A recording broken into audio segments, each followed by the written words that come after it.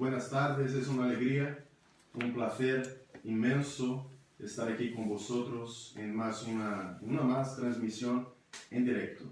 Me gustaría leer contigo un texto muy maravilloso que está en el Evangelio según escribió Juan, capítulo 20, de los versos 1 hasta el 10. Evangelio según escribió San Juan, capítulo 20, versos 1 hasta el 10. El primer día de la semana, María Magdalena fue de mañana, siendo oscuro, al sepulcro y vio quitada la piedra del sepulcro. Entonces corrió y fue a Simón Pedro y al otro discípulo, aquel al que amaba Jesús, y les dijo: se han llevado del sepulcro al Señor, y no sabemos dónde le han puesto. Y salieron Pedro y el otro discípulo, y fueron al sepulcro.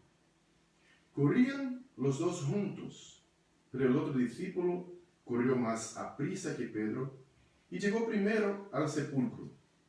Y bajándose a mirar, vio los lienzos puestos allí, pero no entró. Luego llegó Simón Pedro tras él, y entró en el sepulcro, y vio los lienzos puestos allí, y el sudario que había estado sobre la cabeza de Jesús, no puesto con los lienzos, sino enrollado en un lugar aparte. Entonces entró también el otro discípulo que había venido primero al sepulcro, y vio y creyó, porque aún no había entendido la Escritura, que era necesario que Él resucitase de los muertos. Gloria a Dios. Qué palabra poderosa y qué relato más poderoso e importante para cada uno de nosotros, ¿no? En este día tan especial. El mensaje del Evangelio a lo largo de los siglos ha encontrado enfrentamiento, dificultad de recibimiento, y en los días de Jesucristo también fue así, fue de esa manera. La iglesia primitiva, o los primeros creyentes, ¿no? Aquellos que primeramente habían creído en Cristo como Señor y Salvador y habían resucitado, que Él había resucitado, enfrentaron el poder del ejército romano. Enfrentaron la crítica de la filosofía griega de la época. Y enfrentaron también la resistencia de la tradición religiosa de los judíos. Pero siempre mantuvieron como uno de los puntos centrales del mensaje del Evangelio el hecho de que Cristo había resucitado. Me gustaría darles en esa tarde, o presentarles en esa tarde mínimamente, 3 evidencias de que Cristo ha resucitado. La primera evidencia es la tumba vacía. Acabamos de escuchar una canción, la tumba vacía, el mundo vencido, porque tú vivo estás, ahora vivo estoy. Interesante que el texto que hemos leído habla a nosotros de una sorpresa, de un espanto de María Magdalena, un espanto de Pedro, de Juan. Ellos saben, han escuchado, ¿no?, que el cuerpo no está más allí. El viernes pasado había sido como que un día muy agitado. Un día donde Cristo había sufrido, había sido golpeado, había sido humillado, maltratado. Un día donde los discípulos le negaron. Un día donde Cristo probó, mejor dicho, experimentó la traición por parte de Judas. un día muy agitado. Sábado, nadie puede hacer nada. Y nadie puede hacer nada porque la religión judaica no permitía que nadie hiciera nada. Los discípulos no pueden salir. Si salen para ver algo, para verificar algo, serían quizás acusados de no guardar el sábado. Pero el domingo, muy temprano, una mujer llamada María ve al lugar donde Cristo había sido sepultado. Y tamaña fue su sorpresa cuando encuentra la piedra rota. Aquí nosotros vemos algo muy interesante, porque el relato bíblico nos dice que los romanos estaban preocupados con el hecho de que el cuerpo de Cristo no desapareciese. Por eso, no solamente pusieron una piedra, ¿no? Como que cerrando el lugar, la tumba, sino la sellaron. Pero cuando María llega por la mañana, domingo por la mañana, a la primera hora, al amanecer, la piedra está rota. Ella había como que se había partido, ¿no? La expresión griega nos da la dimensión de la idea de que se había partido. Y más allá de eso, cerca lo que ve son lienzos. Lienzos, pero no ve el cuerpo de Cristo. No ve el cuerpo de su Salvador. Qué cosa rara. Si alguien quisiera de verdad robar el cuerpo de Cristo, ¿por qué dejarían allí los lienzos? La tumba vacía es algo que es verificado no solamente por María, sino por Pedro y también por Juan. La tumba vacía es algo que las personas no pueden negar. No pueden decir que no pasó, esa cosa de la tumba vacía no pasó, porque incluso hay una discusión después entre los sacerdotes, en el Sanedrín, con las autoridades romanas, ¿no? De que si dijera que el cuerpo de Cristo había sido robado. Pero ¿cómo el cuerpo de Cristo había sido robado si había allí soldados de guardia? La tumba vacía es esa expresión clara, inequívoca, de que la fe cristiana es una fe que no termina con la muerte. Interesante es que algunos maestros o rabinos judíos habían como que tomado para sí el hecho de que eran el Mesías.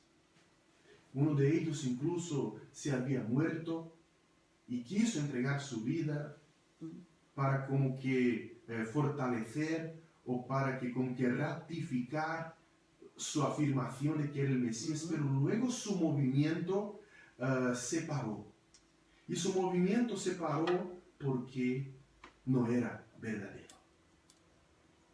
La tumba vacía habla de que el lugar donde Cristo había sido sepultado no es un lugar de peregrinación, porque Él está vivo.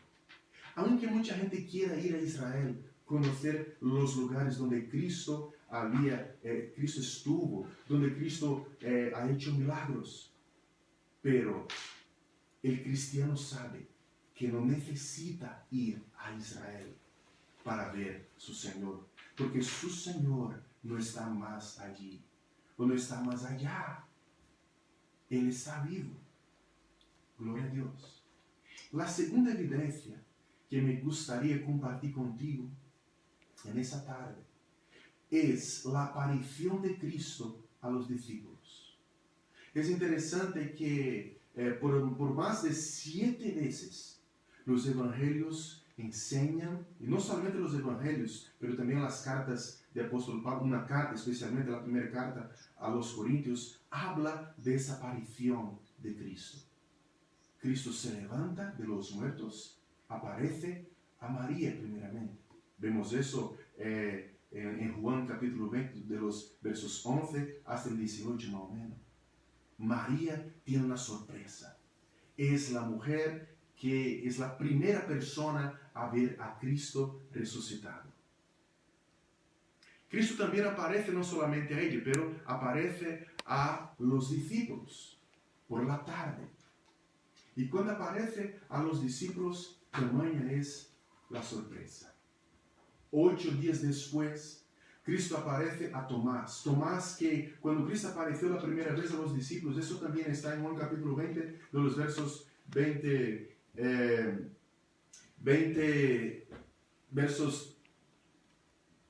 hasta el 27 más o menos. Después que aparece a los discípulos,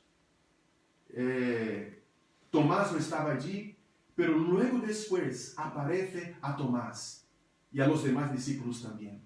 Y en esta hora que Jesús habla con él y aparece ahora después de resucitado por la tercera vez y dice a Tomás, ¿no? Bienaventurado eres tú, Tomás, porque has visto y has creído, ¿no? Bien, feliz tú eres porque has visto, porque me has visto, pero bienaventurados son aquellos que no me han visto y han creído. Cristo aparece, por ejemplo, a los discípulos en el camino de Emaús, Lucas capítulo 24, versos 13 y siguientes. Apóstolo Pablo, cuando escribe su primera carta a los Corintios capítulo 15, versos 3 hasta 6, nos dice que él apareció a más de 500 personas. Y él incluso no solamente declara esta verdad, sino que él anima a los que están oyendo o leyendo esta carta que busquen estas personas. Algunas, en el momento que estaba escribiendo esta carta a los Corintios, ya se habían muerto, pero aún había personas vivas que podrían verdaderamente testificar que habían visto a Cristo resucitado. Hay una teoría que dice que eso ha sido una alucinación colectiva. ¿Cómo puede 500 personas en alucinación colectiva? Eso no puede, ¿no? Eso no es razonable. Cristo aparece no solamente a estos 500, pero aparece también a Jacobo. 1 Corintios capítulo 15, verso 8, 7 me lo he dicho. Y después aparece a Pablo. 15, 8 de 1 Corintios. Varias son las evidencias de que Cristo está vivo. La tercera evidencia que me gustaría hablar contigo y comunicarte, ¿no? Compartir contigo en esa tarde es el impacto de la resurrección de Cristo en la vida de los discípulos. Me gusta mucho un texto que está en Hechos capítulo 2, versos 22 hasta el 24, cuando Pedro habla a los varones israelitas diciendo: varones israelitas, oíd estas palabras. Jesús Nazareno, varón aprobado por Dios entre vosotros con las maravillas, prodigios y señales que Dios hizo entre vosotros por medio de él, como vosotros mismos sabéis, a este entregado por el determinado consejo y anticipado conocimiento de Dios, prendisteis y matasteis por manos de inicuos, crucificándole, al cual Dios levantó, sueltos los dolores de la muerte, por cuanto era imposible que fuese retenido por ella. ¡Qué maravilla! ¡Qué revelación! Era imposible que Cristo fuese retenido por la muerte. Los discípulos habían tenido una experiencia tan profunda, tan verdadera, cuando vieron a Cristo, que ellos no necesitaban como que poner adornos en sus relatos. En aquella época, por ejemplo, el relato de una mujer no era fiable. Pero los discípulos dicen que la primera persona a ver a Cristo fue María Magdalena. Ellos no están preocupados en esconder nada, porque lo que han vivido ha sido verdadero. Lo que han visto ha sido verdadero. Los discípulos están dispuestos a entregar y a dar su propia vida por esa verdad. Ellos no morirían jamás por un fraude, pero estaban dispuestos a morir a causa de esta verdad del Evangelio llamada la resurrección de Jesucristo. Los discípulos nunca han cambiado su discurso, nunca, porque lo que hablaban era verdad. Después de escuchar estas cosas, nosotros nos quedamos muchas veces pensando, ¿qué impacto o qué relevancia estas tres evidencias tienen sobre nuestras vidas? La primera de ellas, mis queridos, es que porque Cristo resucitó, nosotros fuimos perdonados. La garantía de nuestro perdón está en el hecho de que Cristo ha resucitado. ¿Sabes cuando tú compras algo en la calle, ¿no? en la tienda, y te dan un justificante? Este justificante sirve para comprobar que has pagado. Pues, Cristo pagó el precio por nuestros pecados. Y cuando resucitó, presenta ahora, aleluya, a toda la humanidad. Presenta a todos cuantos quieran saber, ver y conocer que la deuda que yo tenía y que tú tenías con Él ha sido quitada. Teníamos con Dios el Padre, ha sido quitada. Porque Cristo resucitó, nosotros fuimos justificados. Ser justificado significa que ahora Dios me ve como una persona que está imputada a mi vida la rectitud de Cristo Jesús. Dios sabe que soy pecador, pero porque Cristo resucitó, ahora hemos cambiado de ropa, ¿no? Cristo vistió mis vestimentas de pecado y yo he vestido sus vestimentas de rectitud, de justicia. Porque Cristo resucitó, mis amados hermanos, nosotros ahora recibimos el Espíritu Santo de Dios. Hechos capítulo 2, versos 32 y 33, habla de eso de una manera muy poderosa. Si Cristo no sube, no asciende, el Espíritu Santo no vendría. Él explica eso muy bien en Juan 14, 15 y 16. Yo necesito ir para que venga el otro consolador.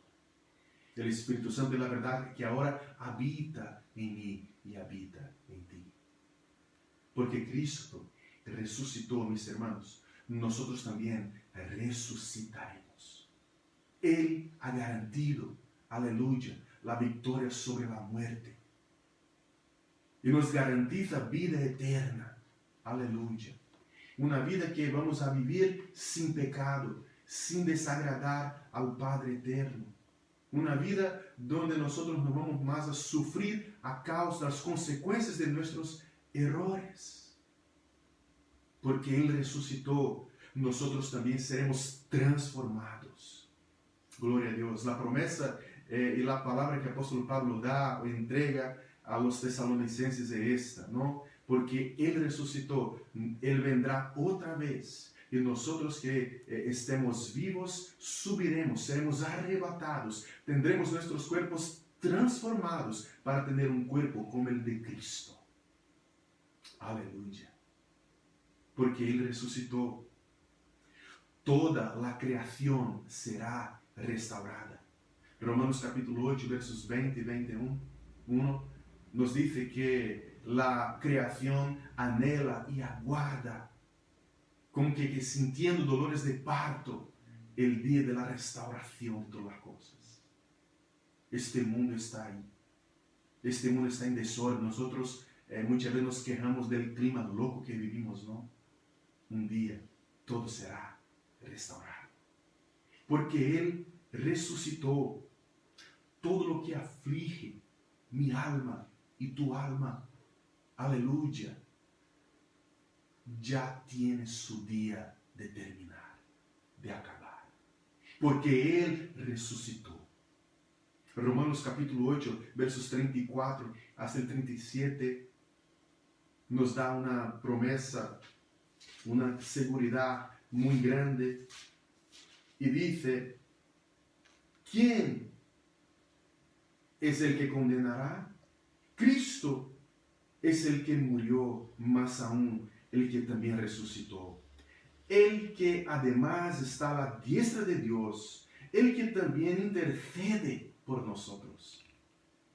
¿Quién nos separará del amor de Cristo? Tribulación, o angustia, o persecución, o hambre, o desnudez, o peligro, o espada. Como está escrito, por causa de ti somos muertos todo el tiempo, somos contados como ovejas de matadero. Antes, en todas estas cosas somos más que vencedores por medio de aquel que nos amó.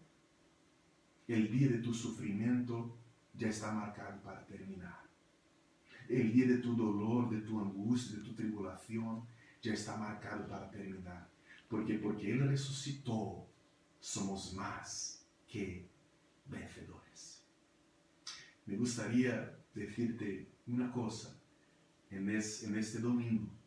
En ese domingo en el cual nosotros estamos celebrando la resurrección de nuestro Señor y Salvador Jesucristo. Hay esperanza.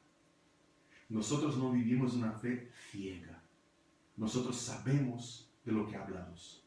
No porque hemos sido inteligentes y no porque hemos recibido, ¿no?, todo eso meramente de la cabeza o del pensamiento humano, sino porque nos ha sido revelado por las Escrituras. ¡Qué privilegio tenemos nosotros! ¡Cuán privilegiados somos nosotros de conocer y de abrazar una fe razonable! Gloria a Dios. Era imposible que la muerte lo reteniese. ¿Sabe por qué? Porque la misma Biblia dice que el salario del pecado es la muerte.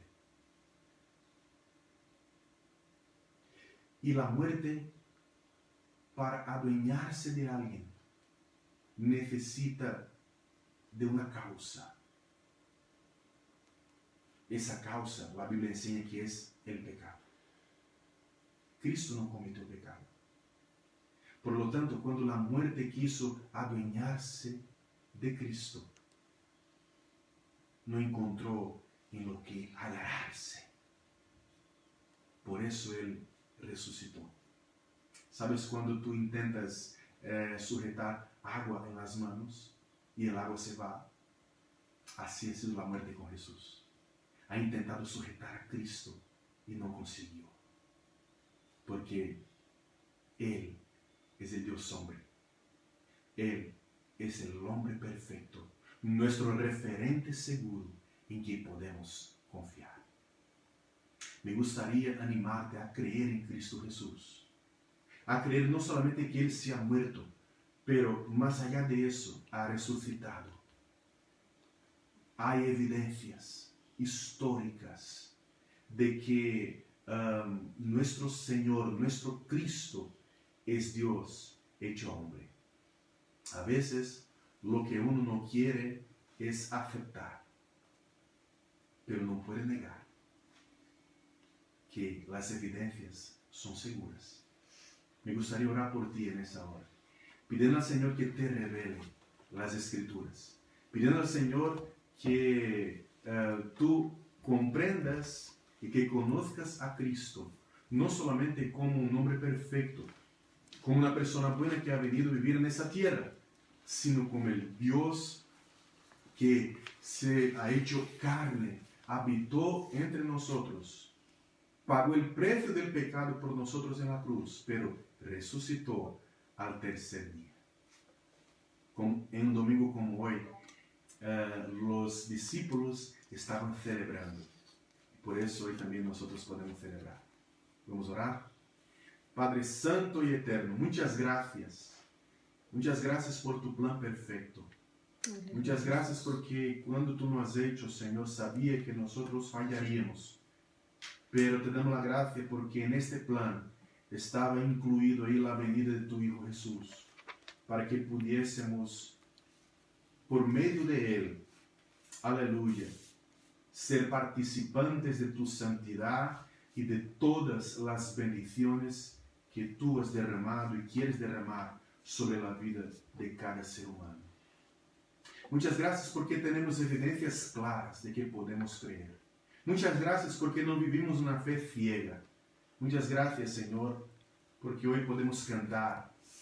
Muchas gracias porque no tenemos un lugar, Señor, para donde vayamos, un lugar de peregrinación. Muchas gracias porque aunque nunca vayamos a Israel, tú estás con nosotros. Muchas gracias, Señor. Muchas gracias porque has enviado tu Espíritu Santo para habitar en nuestras vidas y sellarnos con esa convicción, con esa certeza de que somos salvos a causa de la resurrección de Cristo Jesús. Te pido por mi hermano, mi hermana, que quizás hasta hoy no haya entendido el valor de la resurrección de Cristo. Te pido por esta persona que aún no te conoce como Señor y Salvador, y te pido que te reveles a ella o a él, porque tú lo amas, tú la amas de una manera especial. Padre, en el nombre de Jesús, muchas gracias, porque hoy podemos decir, hoy es domingo.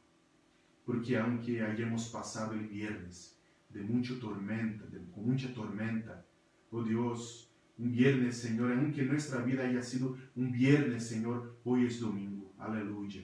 Y hoy podemos, aleluya, declarar con nuestra boca que te servimos a ti. Te pido que esta verdad que hemos acogido y que hemos creído en ella, Señor, sea también una verdad para cada uno que está escuchando este mensaje. Así oramos en el poderoso nombre de Jesús, que vive y reina hoy y por siempre. Amén.